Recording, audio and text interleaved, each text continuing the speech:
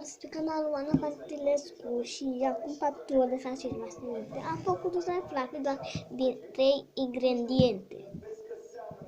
Așa. Dintre 3 ingrediente. Din lipici. Din asta am rămas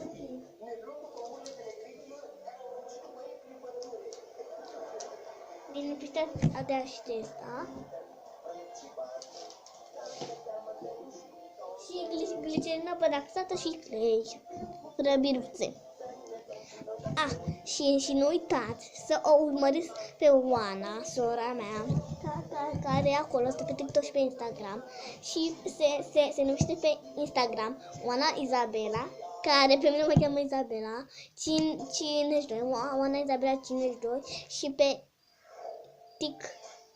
TikTok Oana Izabela 9 am dinte.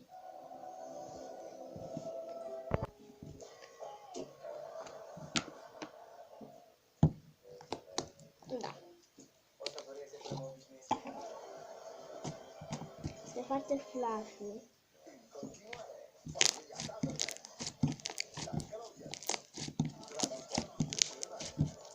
Face niște zgomote foarte mici. Să încercăm să facem un balonaj. Nu mi-este. Ia uitați. Păi și cam acesta a fost și videoul. Pa, pa! Nu uitați să o urmăriți pe Oana.